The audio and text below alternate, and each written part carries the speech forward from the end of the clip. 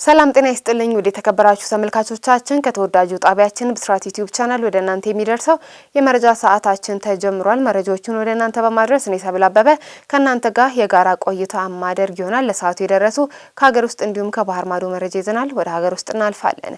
በአዲስ አበባ ከ122,000 በላይ አሽከርካሪዎች በደንብ መተላለፍ ተቀጡ።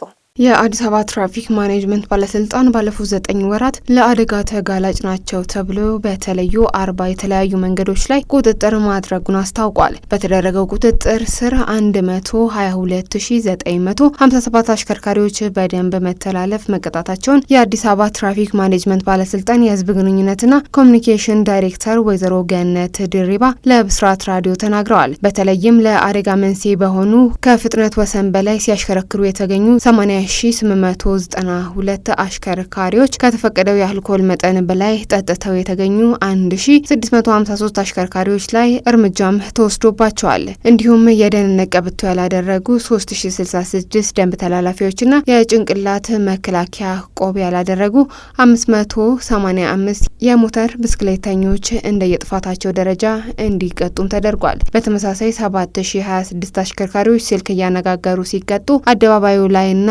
በመስቀለኛ መንገዶች ላይ ምጽዋት የሰጡና ግብይት የፈጸሙ 4,500 ግለሰቦች ደንብ በመተላለፋቸው መቀጣታቸውም ተገልጿል። በተያያዘም በ9 ወር በእግረኛ መንገድ አጠቃቀም ዙሪያም በተደረገ ቁጥጥር 21,202 እግረኞች በገንዘብ ሲቀጡ 16,651 እግረኞች ደግሞ ማህበራዊ አገልግሎት እንዲሰጡ ማድረግ ተችሏል ሲሉ ወይዘሮ ገነት ድሪባ ለብስራት ራዲዮ ተናግረዋል። ዘገባው ሳምሬ ስዩም ነው። በአዲግራት ዩኒቨርሲቲ ሰራተኛ ላይ አስገድዶ መድፈርና አሰቃቂ ግድያ የፈጸመው ግለሰብ በሞት እንዲቀጣ ተወሰነ።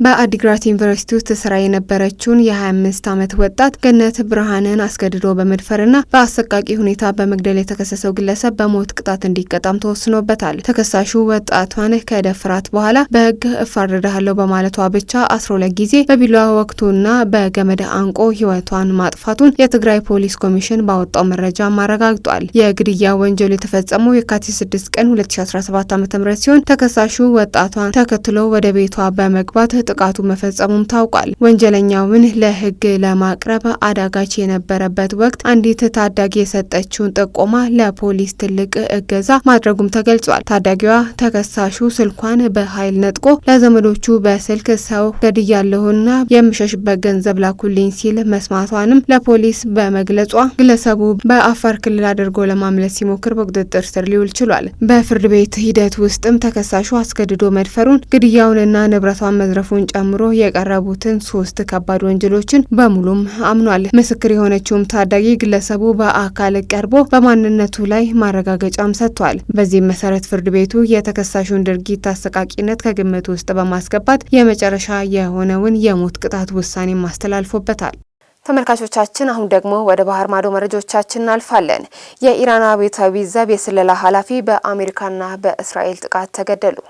የኢራን አብዮታዊ ዘብ የስለላ ድርጅት ኃላፊ ሜጀር ጀነራል ሰይድ ሙጂድ ካድሚ መገደላቸው ተሰምቷል። የኢራኑ ፋርስ የዜና ወኪል ላይ የተላለፈው የኢራን አብዮታዊ ዘብ መገደል የሚያሳየው ካድሚ የተገደሉት ሰኞ ጠዋት በአሜሪካና ጽዮናዊ የጠላት የሽብር ጥቃት ነው ብሏል። ስለ ጥቃቱ ተጨማሪ ዝርዝር መረጃዎች ግን መግለጫውም አልገለጸም። ባለፈው ዓመት ጁን 15 ቀን 2025 ለ12 ቀናት በዘለቀው የኢራንና እስራኤል ጦርነት ወቅትም በእስራኤል ጥቃት የተገደሉት የቀድሞ የስለላ መሪ መሐመድ ካዝሚንን ተክተው ካድሚ ወደ ስልጣን መምጣታቸውም ይታወቃል። እንደ አውሮፓውያን አቆጣጠር በየካቲት ወር ገዳይ የሆኑ ጸረ መንግስት ተቃዋሚዎች በኢራን መቀስቀሳቸውን ተከትሎ ካድሚ ዩናይትድ ስቴትስ ፕሬዚዳንት ዶናልድ ትራምፕ የውጭ ወታደራዊ ጣልቃ ገብነትን በማስፋፋት የኢራን ባለስልጣናት ላይ የታቀደ የግድያ ስትራቴጂ ሲሉም መክሰሳቸው ይታወሳል። ካድሚ በወቅቱ በመላው ኢራን በተቀሰቀሰው ተቃውሞ ከ10 በላይ የውጭ የስለላ አገልግሎቶች የእስራኤል የሳተላይት ጦርነትና የስለላ ክፍል 8200 በሚባለው ከፍተኛ ሚናም ተጫውተዋል። መቀመጫቸውን አሜሪካ ያደረጉት የሰብአዊ መብት ተሟጋቾች የዜና አገልግሎት እንደዘገበው በጥር ወር በኢራን የተቀሰቀሰው ህዝባዊ ተቃውሞን ተከትሎ የቴህራን መንግስት በወሰደው እርምጃ ቢያንስ 7000 ሰዎች ተገድለዋል ይላሉ። አንድ ጉንዳን በ$220 በዓለም አቀፍ ጥቁር ገበያ እየተሸጠ ይገኛል። ጉንዳኖች በኬንያ ዋነኛ መነጋገሪያ ከሆኑ ሰነባበተ። በዝናባማ ወቅት እንደ ጊልጊል ባሉ የሀገሪቱ አካባቢዎች ጉንዳኖች አብዝተው ይንቀሳቀሳሉ። በሺዎች የሚቆጠሩ የጉንዳን ጉብቶች መመልከትም የተለመደም ነው። ጊልጊል አርሶ አደሮች የሚበዙበት የሪፍት ቫሊ አካባቢም ነው። የህገወጥ ጉንዳን ዝውውር ማዕከልም ሆኗል። ወንዶቹ ጉንዳኖች አነስተኛ ክንፍ ሰውነታቸው ላይ ይታይባቸዋልም። ሴቶቹ ጉንዳኖች እንቁላል የሚፈለፍ ሉበት ወቅትም ነው። በዚህም ወቅት ንግስት ጉንዳኖችን የሚያድኑ ህገወጥ አዘዋዋሪዎች ይሰማራሉ። ህገወጥ የጉንዳን ሽያጭ ዓለም አቀፍ ሰንሰለትም አለው። በንግስት የሚመሩት ጉንዳኖች ስራ የሚያከናውኑበትና ኑሮ የሚገፉበት ማህበራዊ መዋቅርም አላቸው። የሚሹ ሰዎች በህገወጥ ገበያ ጉንዳኖችንም ይሸምታሉ። ጉንዳኖቹ ከተያዙ በኋላ በጠርሙስ ማስቀመጫ ውስጥ እንዲቆዩም ይደረጋል። በጠርሙስ ሳሉ ማህበራዊ መዋቅራቸውን ሲገነቡም ይታያል። አፍሪካ የሚኖሩ ግዙፍ የጉንዳን ንግስቶች ቀይ ቀለምም አላቸው። በዓለም አቀፍ ገበያ በስፋት ተፈላጊ ከሆኑት መካከልም ይጠቀሳሉ። በጥቁር ገበያ አንድ ንግስት ጉንዳን እስከ $220 ይሸጣል። መላውን የጉንዳን ማህበራዊ መዋቅር መገንባትም ትችላለች። በአንድ ወቅት የጉንዳን ሽያጭ ደላላ የነበረው ግለሰብ ህገወጥ መሆኑን አላወቀም ነበር ሲል ለቢቢሲም ተናግሯል። የውጭ ሀገር ገዢዎች ከአገር ውጭ ጉንዳን አዳኞች ጋራ ይገናኝም ነበረ።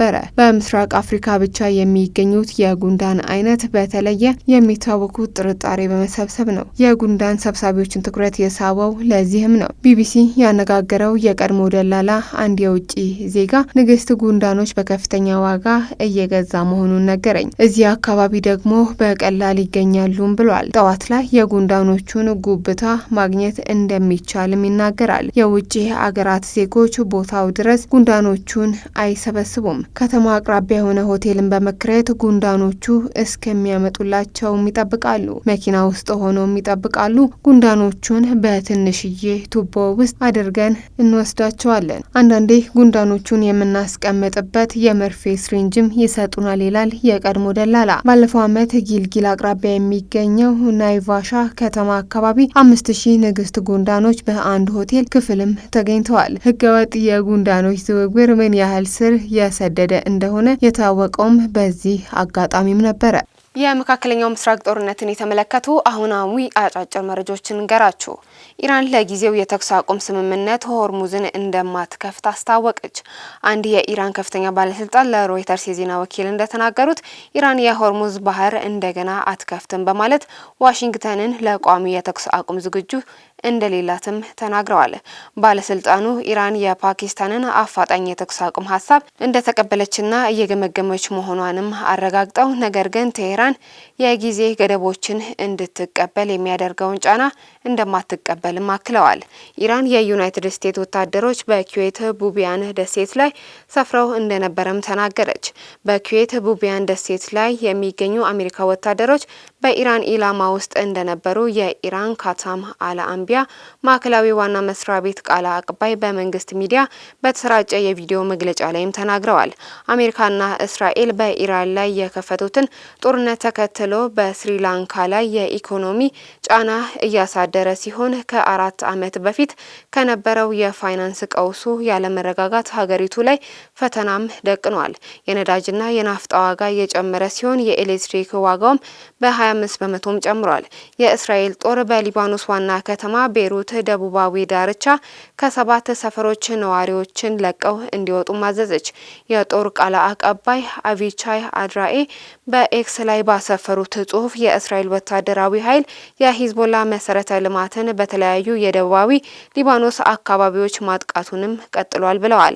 ኢራን በሰሜናዊ ኩዌት ላይ በፈጸመችው ጥቃት 6 ሰዎች በወደቁ ፈንጂዎችም ቆስለዋል። እንደ ኩዌት የዜና ወኪል ዘገባ የሕክምና ድንገተኛ አደጋ ቡድንና የአምቡላንስ አገልግሎቶችም ለችግሩ አፋጣኝ ምላሽንም ሰጥተዋል። የእስራኤል ጤና ሚኒስቴር እንዳስታወቀው ግጭቱ በየካቲት ወር መገባደጃ ላይ ከጀመረ ወዲህ በዋና ከተማዋ የሚገኙ 8 ሆስፒታሎች የአሜሪካ እስራኤል የአየር ጥቃትን ተከትሎ ለቀውም ወጥተዋል። በጥቃቱ 54 የድንገተኛ አደጋ ጣቢያዎች፣ 46 የሕክምና ክፍሎች፣ 216 ጤና ጣቢያዎችና 41 አምቡላንሶች ጉዳትም ደርሶባቸዋል።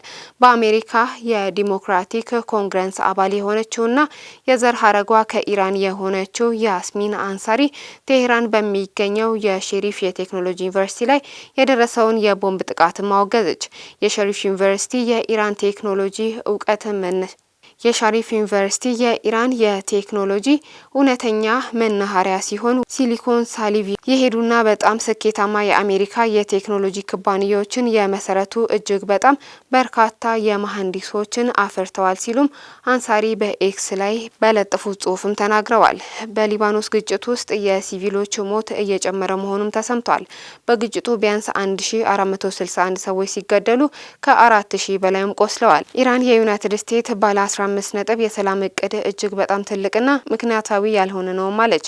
የኢራን የውጭ ጉዳይ ሚኒስተር ቃል አቀባይ ቴህራን ጦርነቱን ለማቆም በቅርብ ጊዜ በቀረቡ ሀሳቦች መካከል ጥያቄዋን እንዳጠናቀቀችም ተናግረዋል። የኢራን የፋርስ የዜና ወኪል ከሀገሪቱ አብዮታዊ ጠባቂዎች ዘብ ጋር ግንኙነት ያለው የወሬ ምንጭ ሲሆን ባለፉት 24 ሰዓታት 15 መርከቦች በሆርሙዝ ዳርቻ ከኢራን ፍቃድ አግኝተው አልፈዋልም ብሏል። ተመልካቾቻችን እስካሁን ስትከታተሉት የነበረው ከተወዳጁ ጣቢያችን ብስራት ዩቲዩብ ቻናል ወደ እናንተ ሲደርስ የነበረው የመረጃ ሰዓታችንን ነው። መረጃዎቹን ወደ እናንተ በማድረስ ነው ሰብል አበበ ከመለዝ ዝግጅት ክፍል ጋር ከእናንተ ጋር የጋራ ቆይታ አድርጌ ነበር። መልካም ቆይታ